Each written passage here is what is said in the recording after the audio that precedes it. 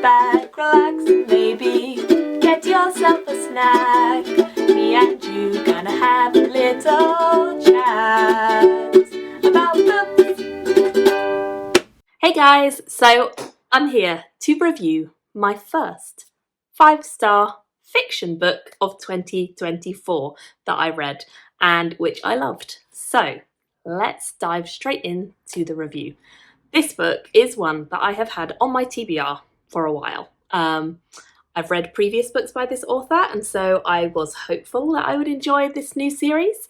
But ever since it came out, loads of people that I know and follow have been saying how much they love it. It had lots of 5-star reviews, and when I say lots, I mean like loads of people gave it 5 stars. Most people that I follow did anyway, and that I have similar reading tastes to. So I had pretty high hopes going into this, and I'm pleased to say that this did not disappoint, and I did end up really enjoying this, and I'm super excited for the next one to come out, which I think is a while, but yes, I'm really pleased that I picked this one up at last and got into it. And it is a chunky book, over 600 and almost 50 pages.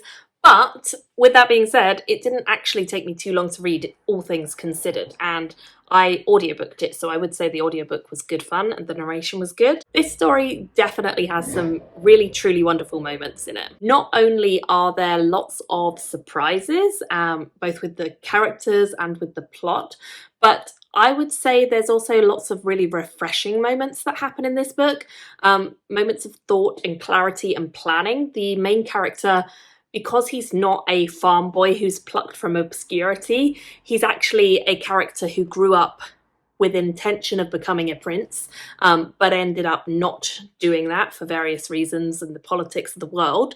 He is in hiding when we meet him, and he actually has this background to back up his skill set, which is something quite nice and refreshing, because as I say, if you read a lot of fantasy books where it's a young farm boy or girl who kind of gets raised from obscurity and plucked up and taken along on this big adventure, then quite often they have these almost miraculous powers or miraculous ways of thinking about things that really doesn't make an awful lot of sense for them to have as a farm boy or girl, or you know, someone of lower heritage necessarily, with training, with, you know, how they approach problems and resolve conflicts and so forth. And I think a lot of issues come in stories when you have that set up, because those characters, you know, that's a good plot device to have a character who wasn't raised in a way to think like that, and therefore they struggle or they do something silly, or it moves the story along in some way. But I really like that this story focuses on a character who has that training, who has that background, who has the ability and the reason to kind of have a lot of skills that most people wouldn't necessarily, and to be able to go from virtual obscurity at the beginning of the book, where he's kind of in hiding, into a much more prominent role within a university-style setting where he is training, and he is obviously one of the better students there, and he's proving himself and learning and so forth. So this is a story which predominantly is set in a university setting, and if you do not like, you know, following someone through a university or school setting, then I would say it's probably not for you. But for me, that's exactly the vibe I love, and I was more than happy to return to a world where that was the focus of the story. We are following a main character called Viz, and Viz is, as I say, basically living a life of obscurity. He is living and working in an orphanage and then in a prison. He doesn't really have any long-term huge life aspirations that he thinks are particularly achievable. He has things he would like to get revenge for, but in the world where he is growing up, everything relies on the will of the many, hence the name. And by will, you truly are talking about people ceding their will to overlords, advisors, people who are higher up in the hierarchy. And hierarchy is a big deal in this world. We are following a world which has basically been taken over slowly, piece by piece, by the hierarchy. And this hierarchy is kind of like a pyramid of different types of people, with the nobility at the very top, and those who are given lots and lots of will and power from those who are right at the bottom. And this society definitely feels like it is skewered so that the majority of people in the world are the very bottom, level 8, but everyone above that is getting power and drawing power off of the mass population. So to live in a world where people are constantly ceding will to one another and they are able to control and manipulate things with the magic that will gives them and not be involved in that is incredibly difficult. And yet Viz has kind of managed that. He's working in a prison where there are sappers, and sappers are basically these kind of almost like creatures who can sap away will from people, particularly criminals in the case of the prison, where they are constantly being drained of their will. Unlike people who are willingly ceding will to, get higher in life or to achieve things, the people in the prison are constantly being sucked dry of their will by the sappers, and he has seen this firsthand. Not been involved in it, but he is kind of like a guard who works in the prison. And so when we kind of meet him, we already have a sense of he wants revenge, but he doesn't know how to get it, and he is working a sort of couple of jobs. This one is one in the prison, and then the second one is in a fight club style place to earn some money.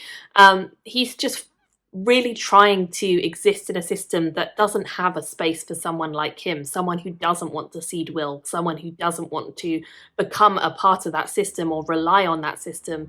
He wants to be different. He wants to forge his own path and remember his own people. As I mentioned, he was a prince, and no one knows this about him, but we find out very early that there is a big secret in his past. And this whole heritage of his that he has is a massive part of who he is as his identity, and he wants to enact revenge on the people who have basically destroyed everything he loves and knew, but he can't do that from a very low part of the civilization. And so we follow him as he meets a character who comes into his life kind of by chance, but maybe not really, as you find out later on.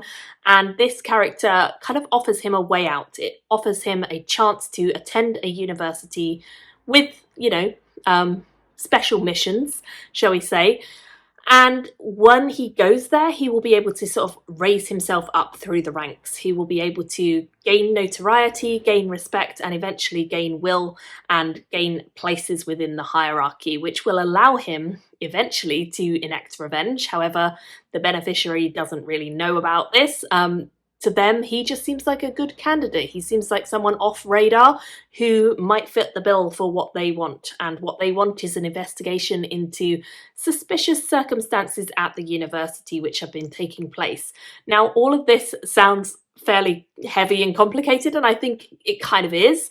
As I say, it's a long book, and so you do have a fair bit of explaining all of this backstory in the early stage, and it does feel a little bit slow going, but I felt like the world itself was just fascinating enough to kind of keep me enthralled, and I definitely related to and enjoyed Viz as a character. I feel like he is a character who instantly you can understand his frustration with the system and the way that everyone else seems to kind of just be okay with it when it's quite clearly a flawed system at times.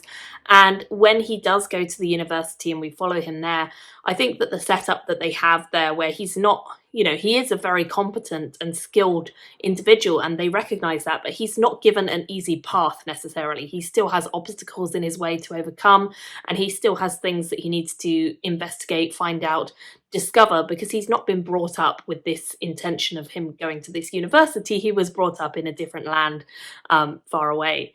Now, all of this goes to say that I basically just think this world is really interesting, and I really, really liked learning any time we did learn about the world.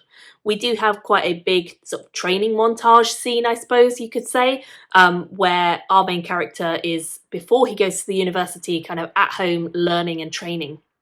And I liked seeing that because I think we learn a lot about the culture through that sort of training montage. And although it does feel a little bit like he's kind of gearing up to go into a special ops mission, like he's a spy or something, it kind of is that. He is kind of being thrown in the deep end. And the interesting thing is that he knows that, and the people that he's supposed to be kind of watching out for and investigating also know that. And there is a kind of fun dynamic there of someone, you know, being investigated, who knows they're being investigated, who understands why they're being investigated, and yet, is there really a mystery to find and uncover? Yes. What is that mystery? That's what you have to find out with reading the book, basically. And I really enjoyed it. There's a lot of different places that Viz visits during the course of the book. We not only have the actual university place itself, but we also have various different sort of Colosseum style games. It's very much based on a sort of Roman Empire vibe. It's certainly set up in a similar sort of style to that. And so they do have all these fights and games and big, expansive, wild things that, you know, draw huge crowds to come and watch. And they also have various different factions. We have the nobility and the people in the hierarchy, but the hierarchy itself is kind of divided into 3 different separate factions. And that is military, religion, and government. And each one have different types of people in them. They have their own agendas, their own goals. They have, you know, different ways of looking at the world and interpreting things, and we meet characters from all walks of those different pillars in the hierarchy. And will in general is important in all 3 of those areas, you know, within the government, within the military, and within the religious orders. All of these different factions use the will that is seeded by the many for the general populace, but also for secret missions, not always benefiting everyone. And, you know, that's part of what Viz is kind of looking into. There isn't sort of direct magic in the same way as like spell casting or, you know, that kind of thing. But obviously will is a huge part of the magic system, and will infused mechanics and will infused systems and will infused objects are basically like enchanted objects in a way. The will that has been tunneled into them, or funneled into them rather, is kind of used and directed to do certain things. And the higher up you go, the more proficient you become with kind of using and shaping will into various forms, whatever you may need. I will say that there is also a sort of anarchist faction who are very much looking to recruit Viz, and they think that he might be a really good benefactor for them and someone who has in a very good spot to kind of further their aims. And this group was interesting to follow as well, because they're not involved in the overall politics and the hierarchy, but they're very much trying to bring it down. And some of the things they do are incredibly questionable. They are real, you know, almost terrorists in a way. They really are extreme versions of those fighting back, because you have to be in a world like this where it is so regimented and controlled.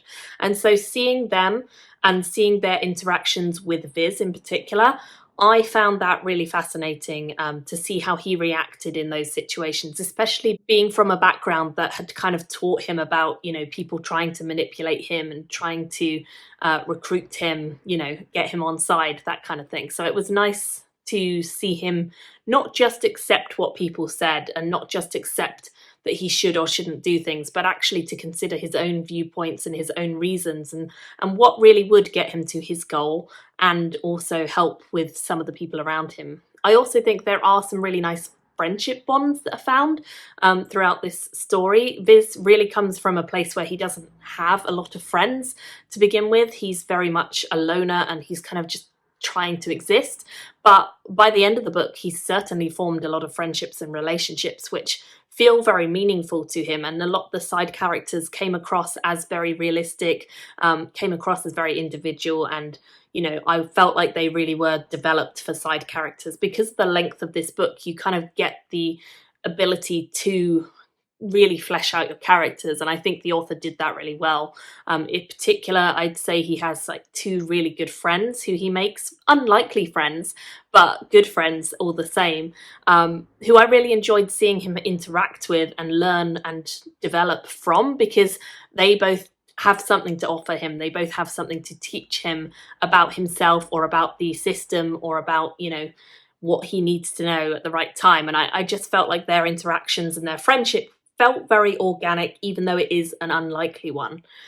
He also goes through a relationship. I didn't love this as much, I'll be honest. The relationship for me didn't feel as natural or as organic maybe as I would have liked. But overall, that's one of very few small kind of complaints that I had. I would say that was a really minor thing. With all that being said, I mean, I really enjoyed it. The pacing was great. It does have a slower start, but I think it really picks up as the kind of story gets laid, and as you really understand who Viz is. And especially by the end of the book, things are incredibly dramatic. You know, there is a high climactic state that we are reaching by the end of the book, and the ending was so dramatic that I wanted the next book straight away, but it's not out yet. I hate when that happens, but I really hope that I can dive straight back into this series when the second one does come out, because as I say, I really enjoyed this. I just found it so easy to get into. It was so easy to enjoy. And once I wrapped my head around the hierarchy, the system, the world, and where Viz's place could be, I just, really enjoyed kind of getting back into it and reading a big old fantasy book with a lot going on. It was just, I loved it. So I gave it 5 stars. I would love to hear what you guys give it if you have read it, or if you're planning to read it. I hope this review has kind of enticed you to do so and that you really enjoy it as well. Thank you all so much for watching. Leave me any comments below and I'll see you in another video very soon.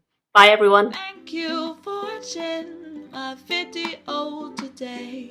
Go pick up a book, then come back and chat with me again.